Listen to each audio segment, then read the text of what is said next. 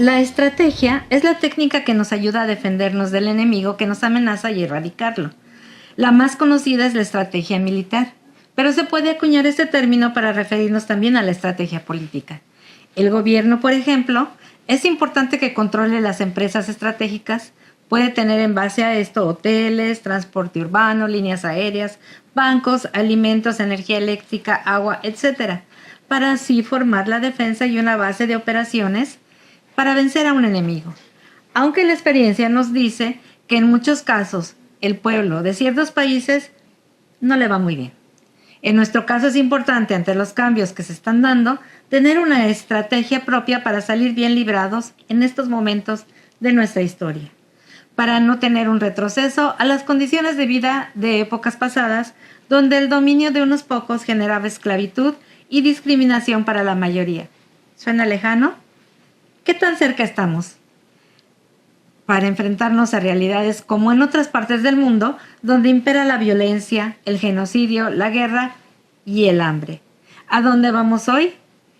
Acompáñanos en este tiempo y en este espacio creado para ti, donde juntos pintamos al mundo de color más esperanza.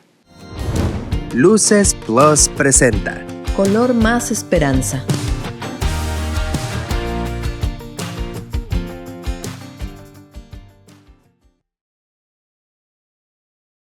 Qué tema tan interesante y gracias por estar con nosotros.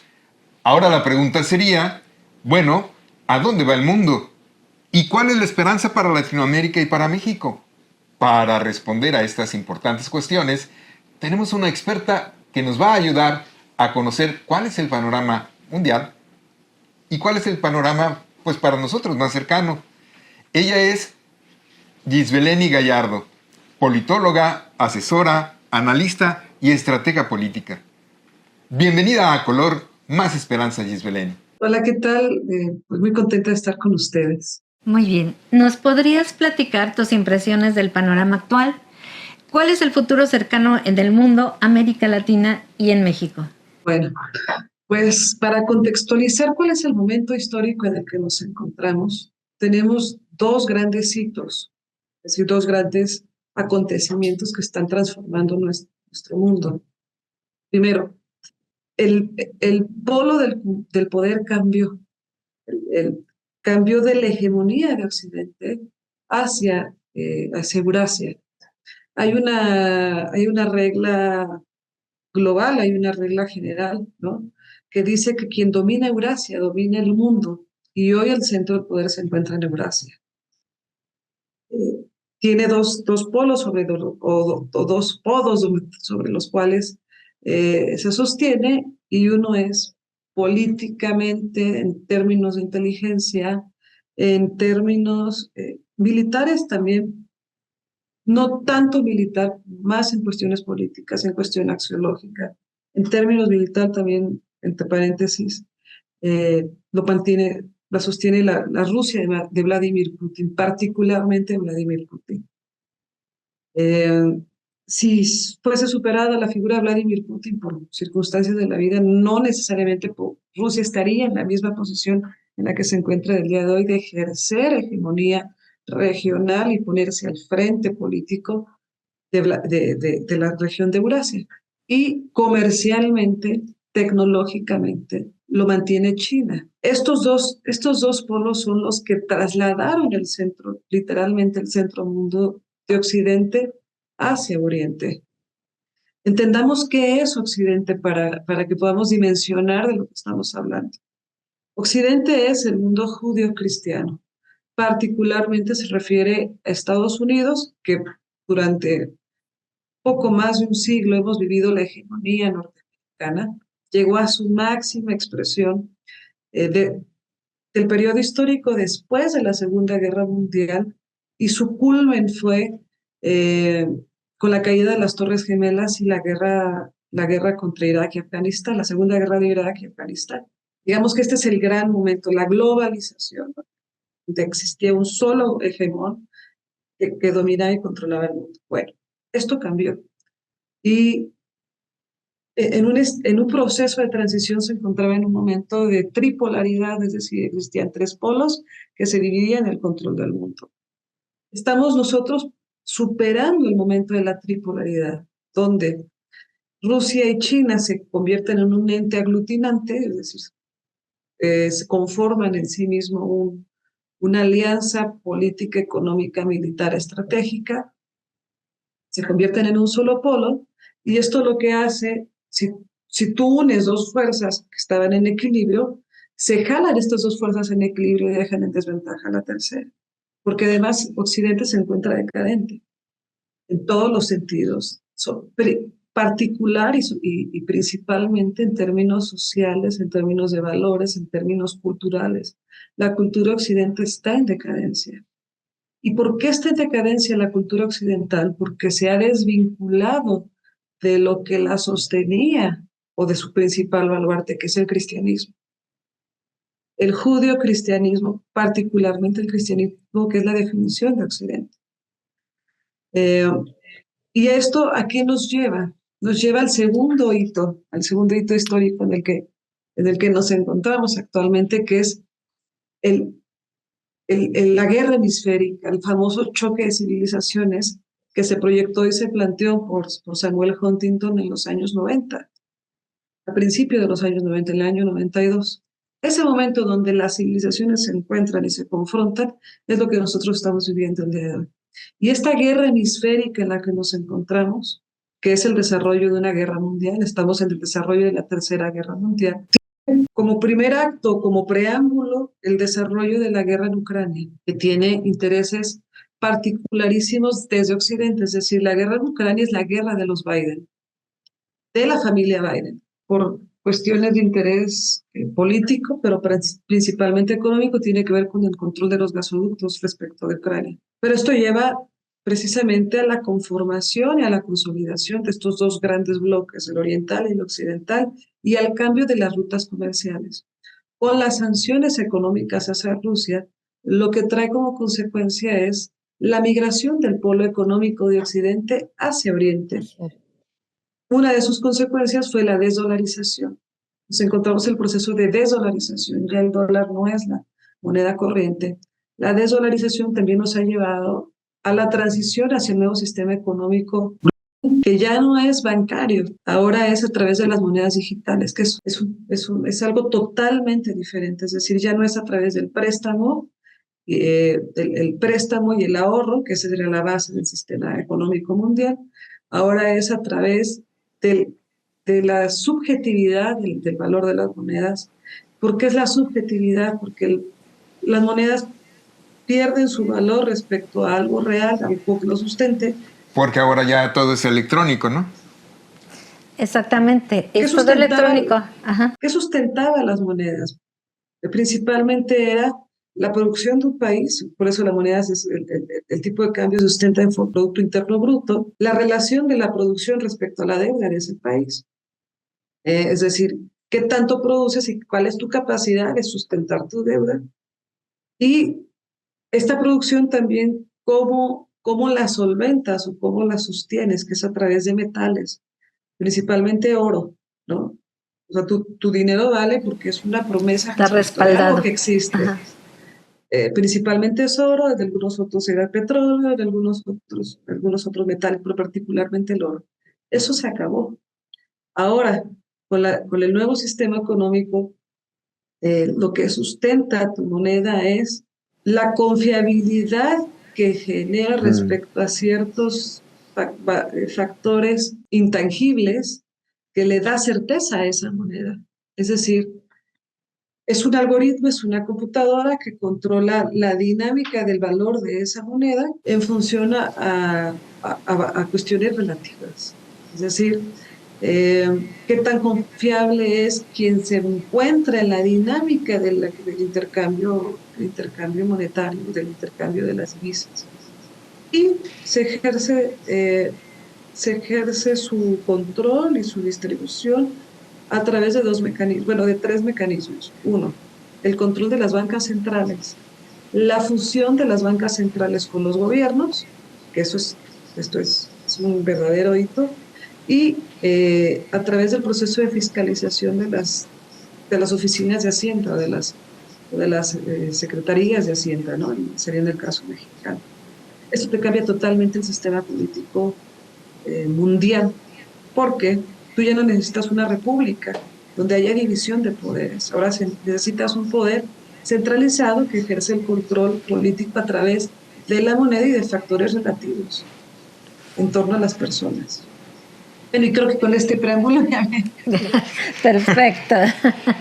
de cómo cambia de Oriente a Occidente el nuevo sistema económico, la guerra hemisférica, que surge, por supuesto, en Ucrania, el nuevo sistema económico, pero quiero tomar el último punto dentro de este gran preámbulo que nos lleva al conflicto mundial, al choque de civilizaciones que se desarrolla actualmente en la guerra en Israel, que más que la guerra en Israel es el exterminio de los palestinos. Sí. El genocidio. Genocidio. Por supuesto es genocidio, pero es particularmente el exterminio de los palestinos, que es la superación del territorio israelí, que trae como hito, como consecuencia también, la generación de un Estado palestino abstracto. Y de aquí ya, porque entonces se convierte en una causa hemisférica que se esparce sobre Occidente respecto a una causa legítima, que es la aberración, el repudio al exterminio palestino, pero que se vuelve una causa en Occidente de conflicto al interior de Occidente entre dos polos que se encuentran a través del desarrollo de la guerra en Israel, que es parte del desarrollo del proceso ya de la Tercera Guerra Mundial. Podríamos decir entonces, el control del mundo cambia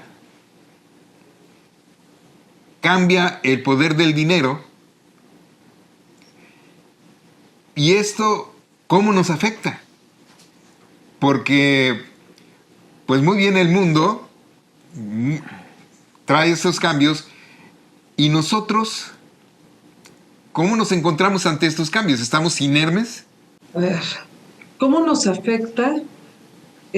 Nosotros estamos en un proceso de reingeniería social violenta desde el año 2020, principalmente, desde que iniciamos en el COVID, donde de manera violenta, tal cual, a través de mecanismos de terror, Miedo. están obligados, no es miedo, es a través de mecanismos de terror Más que miedo.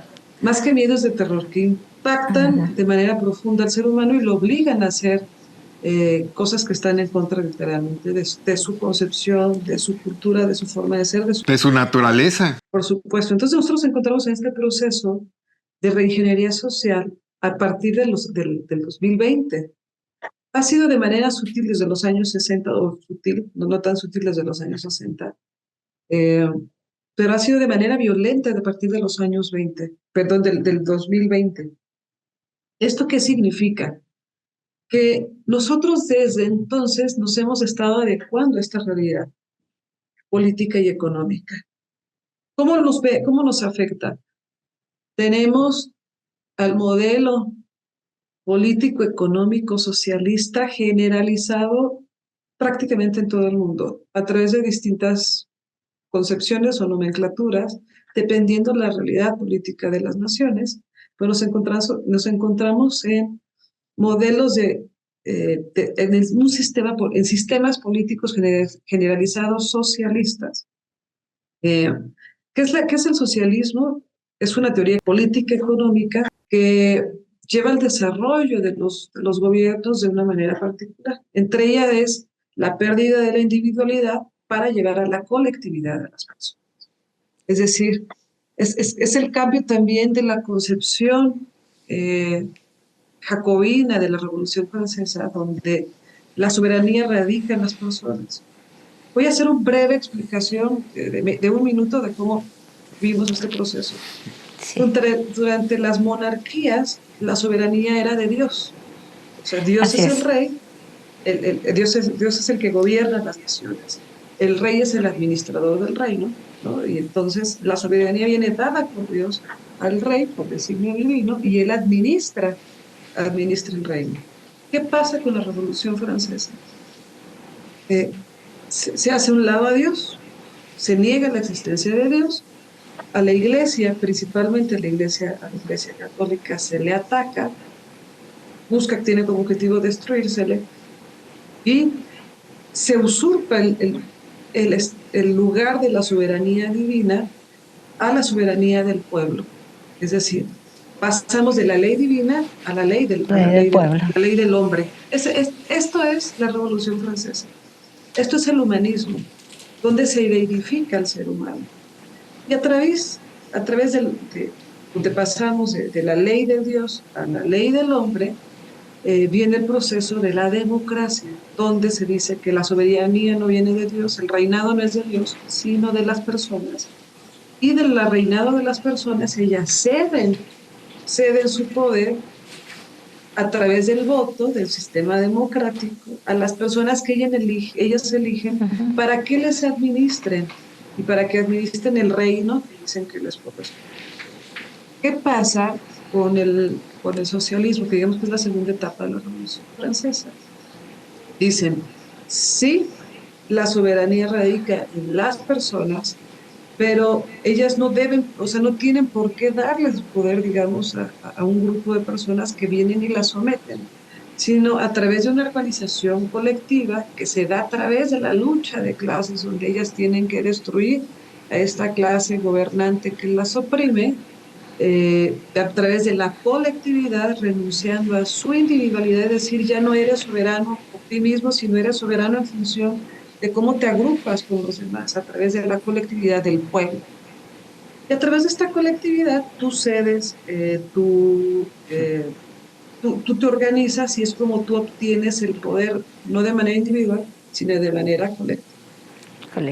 ¿Qué ocurre con esto? Si pasamos de la ley de Dios, la ley del hombre, y luego a la ley del pueblo, ¿qué es lo que estamos nosotros viviendo con la ley de la colectividad? Pasas de la identificación del hombre con Dios, de la deidificación del hombre, a la soberanía del hombre, que es decir, a una idolatría del ser humano. Ese es el liberalismo, y es el humanismo, por supuesto, también, a renunciar a esta soberanía que es radicada sobre la persona, a una pérdida de identidad, a una colectividad. Por eso es que vimos los fenómenos de este tema de la ideología de género, de la desindividualización, se ve al hombre como enemigo del hombre, etcétera, etcétera, porque es indispensable deshumanizarlo para colectivizarlo. Y bajo este proceso, nosotros podemos insertarnos perfectamente en un nuevo sistema económico en el que nos encontramos. Y ya no existe la actividad. Eso de que podemos insertarnos, más bien nos insertan, ¿no? Tiene que ser asumido. O sea, la idea es que lo aceptemos, ¿no? Está asumido y aceptado. Este proceso lo hemos vivido durante los últimos 300 años. O sea, vemos que es un proceso de 300 años que está llegando a su fin. Por eso es que ya la generalidad son sistemas políticos socialistas, dependiendo en la parte del mundo en la que nos encontremos, socialnacionalismo, que esos son los nacionalismos, son los socialistas, socialdemocracia, socialcristianismo, el socialismo latinoamericano, no sé, dependiendo de donde nos encontramos, es una concepción socialista que es a través de la colectividad, pero que nos lleva a un proceso de desdemocratización. ¿Qué significa la desdemocratización? No tiene mayor sentido que tú le des tu soberanía a alguien más si tú ya no la ejerces. Ya eres parte de un ente aglutinante. Luego entonces vienen los procesos políticos en los que nos encontramos, en todo el mundo, incluyendo Estados Unidos. Estados Unidos hoy tiene un régimen socialista que lo gobierna. Entonces, por eso es la crisis también política y económica en Estados Unidos. Pues la verdad, hasta ahorita tenemos un panorama pues muy complejo. Yo creo que... Y cambiante, cambia mucho. Yo creo que conviene... para ti que nos escuches y participas, que lo vayamos viendo, que lo vayamos digiriendo, porque el mundo realmente hoy es complejo. Y pues vamos a unas preguntas que ya con esta base, con esta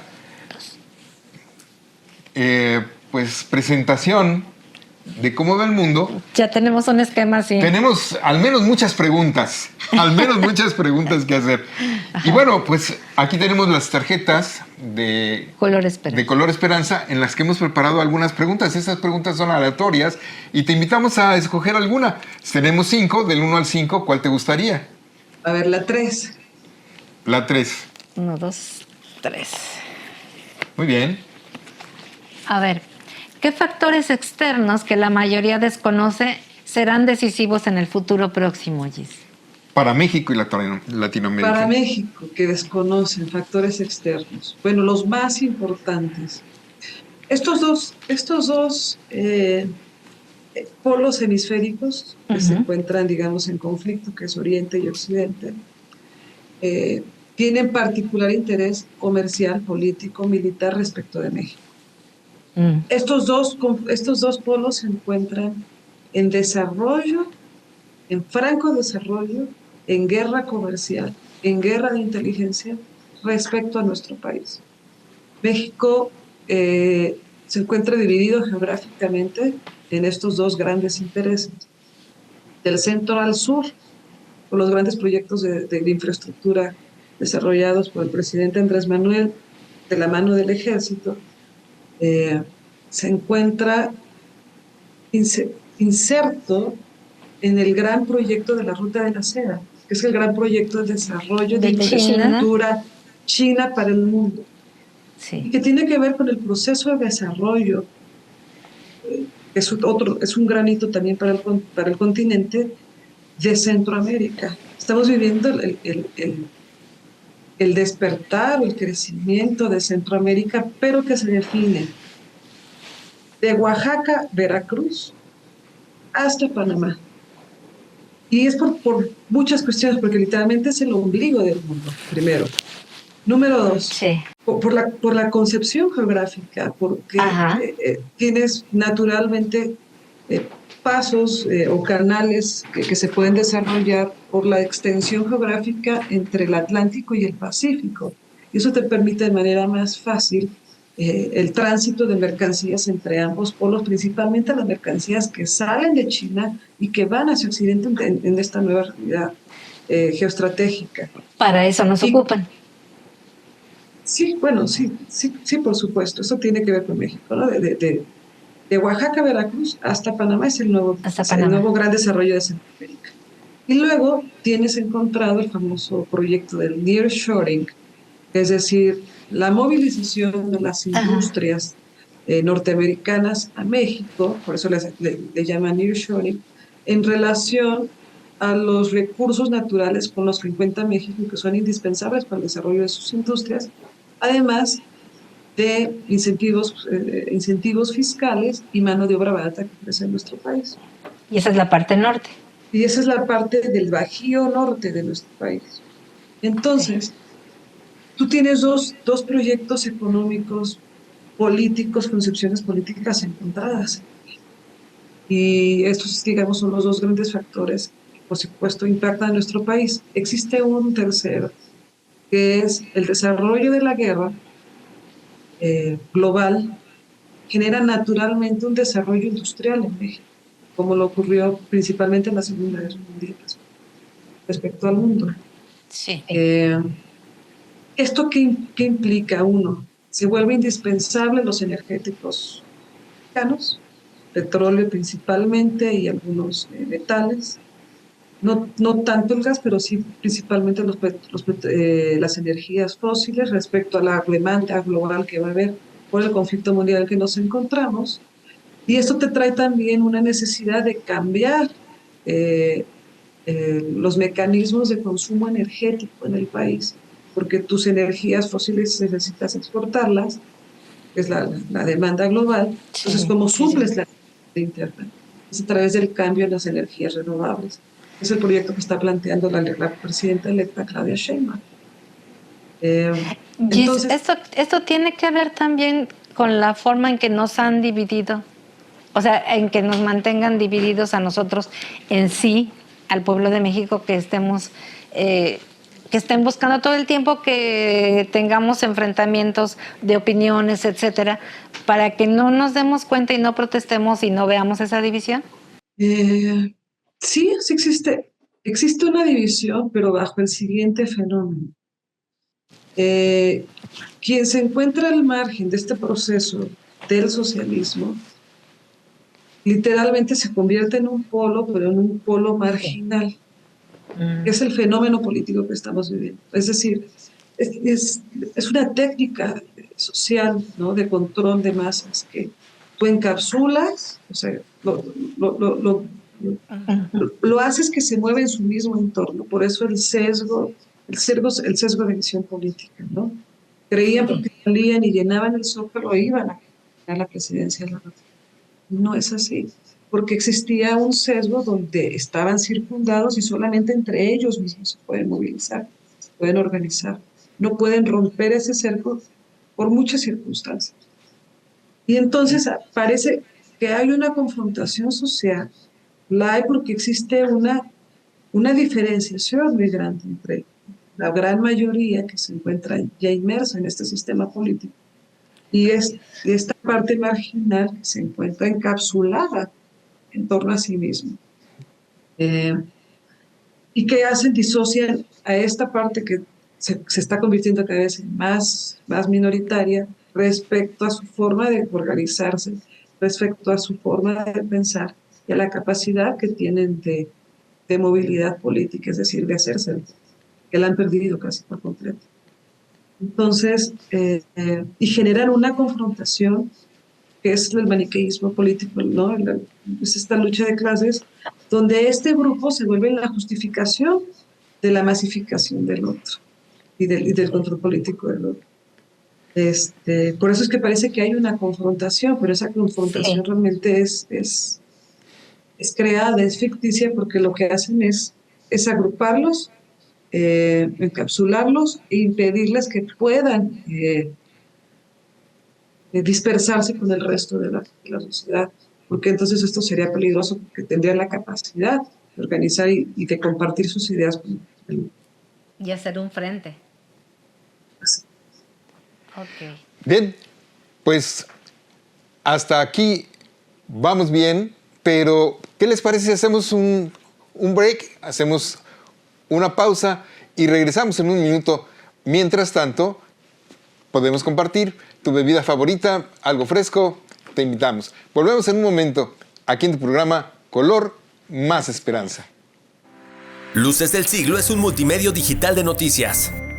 Podrás leernos en cualquier lugar y a cualquier hora. Accesa a nuestro portal lucesdelsiglo.com. Ahora con el código QR te brindamos un fácil acceso a la mejor información y entretenimiento. Recibe las noticias oportunamente a diario hasta tu mano. Regístrate a través de WhatsApp 9982 77 11 79. Luces del Siglo, periodismo de verdad.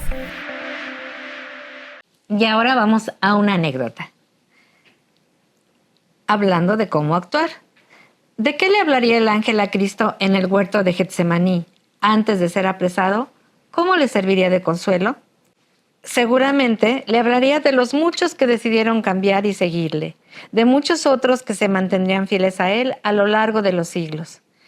Mosén francés Simay Garrigou publicó un libro en 1990 titulado Converse y Ermita de San Miguel Turbians, el ermitaño de San Miguel, que recoge los diálogos entre un estudiante universitario y un ermitaño. Describe cómo el ermitaño Ramón va llevando al estudiante Jaime hacia una vida cada vez más cristiana, y un día le dice el ermitaño a Jaime: cuando llegue allá arriba, al cielo, pediré que me presenten al ángel que fue a Getsemaní a consolar a Jesús en su agonía antes de ser apresado. ¿Sabes por qué? Porque quiero preguntarle qué le dijo a Jesús aquella noche para aliviar su sufrimiento. ¿Y sabes qué me conmueve, Jaime? Que pueda responderme: Ramón, le hablé de ti. Y bueno, pues esa sería la aspiración a la que nosotros podríamos llegar en este momento, que a pesar de todas las circunstancias, a pesar de lo que estamos viviendo, nuestro actuar en este momento fuera de tanta fidelidad, de tanto amor a Dios, que pudiésemos llegar con Dios nuestro Señor y que esa fuera la respuesta que el ángel nos diera, ¿no? Ponle tu nombre, tú que nos estás escuchando, que él dijera: lo consolé a Cristo en Getsemaní diciéndole, le hablé de Juanito, le hablé de Lupita, le hablé de etcétera. Le hablé de Gis Beleni, etcétera. Bien, pues realmente un mundo complejo. Pareciera que no tenemos forma de hacerlo, pero Maricruz nos da la respuesta. Podemos nosotros actuar en el bien, pues tanto como podamos. Y bueno, y si pudieras darnos una estrategia para hacer de México y América la esperanza del mundo, ¿cuál sería? La estrategia es, literalmente, para salvar a Occidente, es afianzarnos al cristianismo. Esa es la definición de Occidente. Pero no solo como estrategia política, que además esa es la estrategia que ha utilizado Vladimir Putin para hacerse. Cuando Rusia tenía muy pocas cartas que jugar cuando toma el poder en los años 90, particularmente cuando llega al principio de los 2000, es Vladimir Putin, y juega la carta de los valores cristianos, de la reconformación del imperio cristiano, que además es romano, bizantino, es la tercera Roma, y se consolida dentro de los valores cristianos, y hoy es la potencia política que es. Lo pongo como ejemplo, no como baluarte, vaya, sino ejemplifico lo que es, y eso para convertirse en una potencia. Si lo vemos de manera personal, por supuesto, lo que debemos hacer como seres humanos es agarrarnos de Cristo, tomarnos de su mano, unirnos a Él todos los días hasta el último instante de nuestra vida. Ese debería lo que debería ocuparnos y preocuparnos todos y cada uno de los minutos de nuestra vida. Pero además, si lo vemos de manera política, cuando tú puedes someter a un pueblo es cuando lo haces renunciar a sus valores, porque la persona está rota estructuralmente. Y lo que pasa con nuestras sociedades es que están rotas estructuralmente, entonces son fácilmente sometibles, manipulables. Se encuentran bajo la manipulación y el influjo de tantos factores que las esclavizan. El más claro y más obvio, por ejemplo, lo vemos en Estados Unidos, con la total exterminio que están viviendo respecto al tema del fentanilo y otras drogas. Es un exterminio que les está matando más de 120,000 personas al año, que les tiene a sus principales ciudades en franca decadencia política, económica y social. Pero este es el ejemplo, digamos, más extremo, pero cuantos factores nos tienen esclavizados como sociedad. Y hacen Para empezar, por ejemplo, también la violencia en México. O sea... La violencia en México. Sí, o sea, en cada país como que hay una particularidad que lo mantiene controlado y lo mantiene dividido. Es la violencia, el consumo excesivo en las redes sociales, la fractura en las familias, la pornografía, la hipersexualización de la sociedad, que además lleva a una inhibición del contacto sexual que te hace que hoy, el día de hoy, y a una castración también, que hace que hoy no se estén formando familias y no estemos teniendo hijos en México y en el continente. Entonces, hoy la forma de resistir a esta batalla, que es prácticamente la destrucción de Occidente cristiano y la hegemonía de Oriente, que inevitablemente de este proceso social, axiológico que estamos viviendo, nos va a llevar a un proceso político-militar, inevitablemente, porque tanto cuanto nosotros estemos debilitados, sometidos, tanto cuanto somos tierra fértil para que seamos, pues tal cual, esclavizados, ¿no? Sometidos militar, comercialmente, políticamente. ¿Vale lo mismo para Colombia, Venezuela, Argentina? Para cualquiera de nuestros países, para cualquiera de nuestras naciones. La pregunta es, ¿el día de hoy tú sigues verdaderamente viviendo los valores cristianos? La respuesta es no. Y la respuesta va a ser no del 90% de las personas que nos están viendo, incluso aquellos que dicen que son católicos y van cada 8 días a misa. Entonces, la forma de resistir es siguiendo a Cristo, transmitiendo nuestras costumbres y nuestros valores, manteniéndonos firmes en los valores cristianos, en la gracia, en la ley de Dios, ¿no? Que es la que realmente vuelve inquebrantable, ¿no? Fortalece nuestra sociedad, formando familias cristianas, teniendo hijos cristianos. ¿Cuál es el mensaje? Este sería el mensaje después de esto y naturalmente después de esto, tendremos la capacidad de organizarnos verdaderamente como sociedad, pero no podemos organizarnos socialmente porque la base de la sociedad está rota, que es la familia. Como familias estamos rotas, ¿qué capacidad nosotros tenemos de organizarnos socialmente y proponer un modelo político, socioeconómico, conforme a nuestra realidad, a nuestros valores, a nuestros anhelos? No hay forma, porque la estructura de la sociedad está rota, porque las familias están rotas, no están formando familias, no estamos teniendo hijos, estamos desvinculados del cristianismo. Aún los hijos de familias cristianas están descristianizados. Y esa es la caída de la experiencia. Por favor, analicen a sus hijos, a sus nietos, cómo se están relacionando, de qué forma están teniendo sus relaciones de pareja, de qué forma se están comportando en la sociedad. Están rotos, estamos desvinculados totalmente del cristianismo. Esto es resultado de un proceso de 300 años, pero que se agudizó en los años 70 y que estamos teniendo las consecuencias que tenemos el día de hoy. Y familias rotas traen personas rotas, con enfermedades mentales y emocionales, incapaces de tomar decisiones importantes en su vida y luego entonces incapaces de gobernarse a sí mismos y por supuesto incapaces de gobernar a los demás. Nadie más. Esa es la realidad. Okay.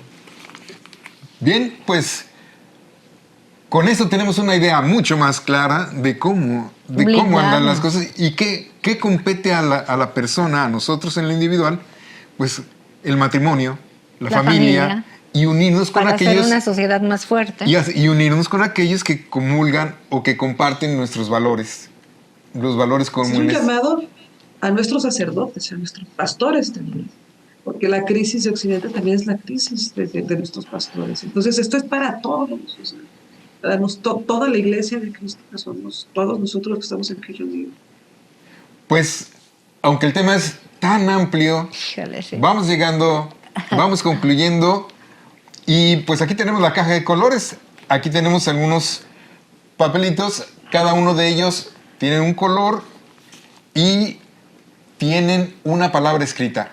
Para que, si tú eliges el color, pues nos digas una vez el color, qué palabra tiene y nos des conclusión, aterrizaje o enfoque de cómo debemos actuar. A ver si los alcanzas a ver. Es verde, rosa, amarillo, azul, naranja y lila. ¿Cuál quieres? El verde.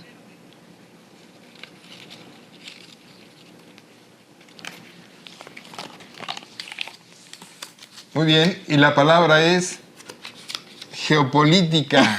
Casualmente. Ok. ¿Cuál es la pregunta específica sobre geopolítica? ¿Cuál sería? Tu conclusión con esa palabra, pues no en una frase exactamente, porque es muy amplio, ¿verdad? Pero sí. Dice la Sagrada Escritura que hay que leer los signos de los tiempos.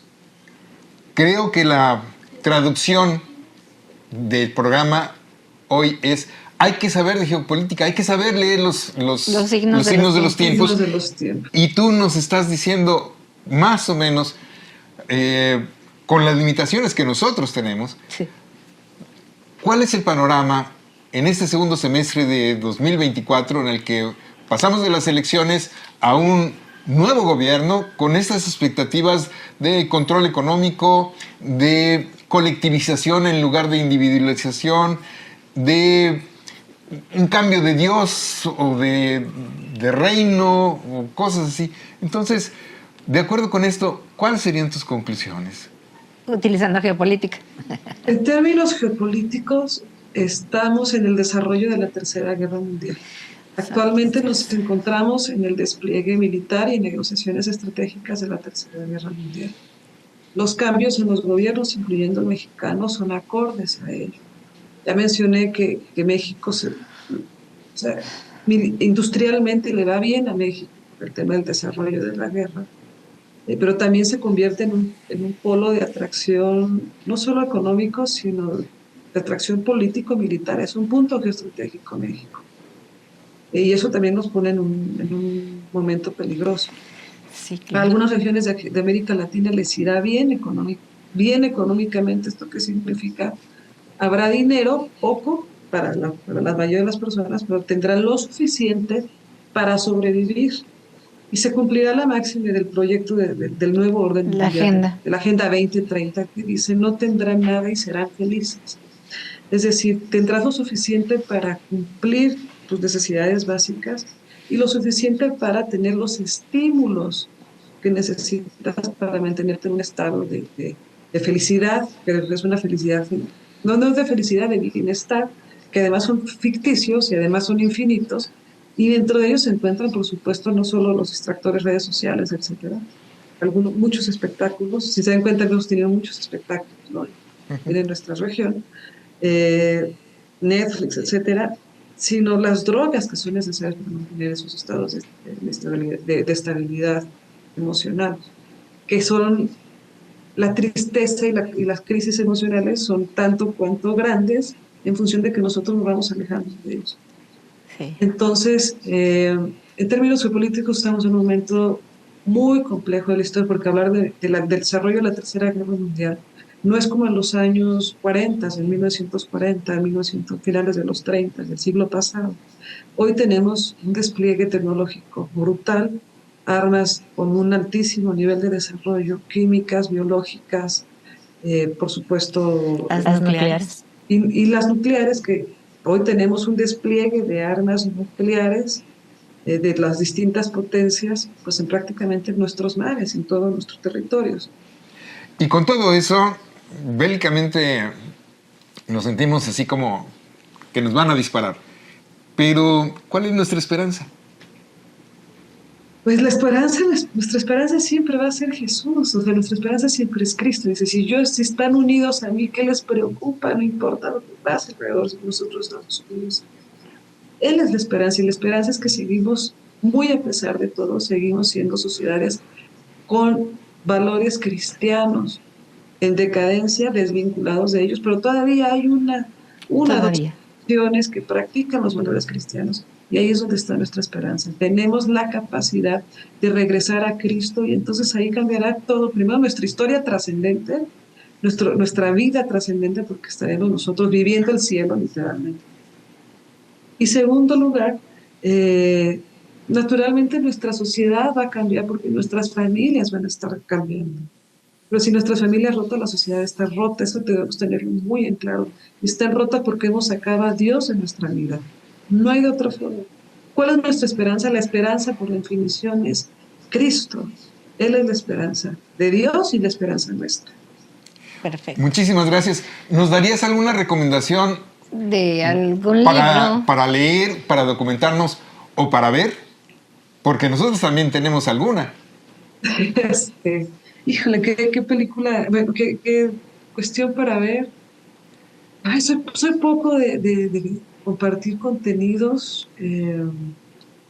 Libros, si quieren entender un poco lo que estamos nosotros viviendo, es un libro complejo, pero lean El choque de civilizaciones de Huntington, que es un proyecto, es algo que se planteó desde la visión liberal en los años 90, desde la visión de los Clinton, pero vamos a situarnos muy bien en el momento en el que nos encontramos el día de hoy. Es una lectura compleja de ciencia política, pero que es indispensable. Yo creo que podemos entender lo que estamos viviendo el día de hoy. Okay. Y para ver, ¿qué les recomendaría ver? No sé, la pasión de Mel Gibson, ¿no? Muy buena recomendación. Perfecto. Pues muchísimas gracias por esta sabiduría que nos derramas y que vista con ojos de esperanza, pues no es tan mala, no es tan fea, sino se puede todavía ser feliz y se puede todavía ser libre, conservando estos valores, conservando nuestras tradiciones. Y nos hacen creer que no podemos hacer nada, pero realmente está todo en nuestras manos. Si nosotros verdaderamente regresamos a Dios, formamos familias cristianas, nos vinculamos a Cristo, estamos del otro lado de verdad, estamos verdaderamente dando la batalla y resistiendo lo que viene, lo que está por venir también. Pues muchísimas gracias, Gis. Gracias a usted. Para todos ustedes, síguenos en las plataformas de Luces del Siglo, YouTube, Facebook, TikTok, Twitter, que pues ahora se llama X, y regálanos un like para que este tipo de contenidos pues se sigan extendiendo y podamos hacer un bloque que dé frente a todo esto. Muchísimas gracias, Isbeleni. Muchísimas gracias a ti que nos sigues, que nos ves. Y recuerda que en este programa, en este tiempo y en este espacio, juntos, nuestros invitados, Luces del Siglo, Maricruz y tu servidor, estamos pintando nuestro mundo de color más esperanza. Nos vemos en la próxima. Gracias, Isbeleni. Hasta la próxima. Hasta la luego, próxima. Gis. Hasta luego.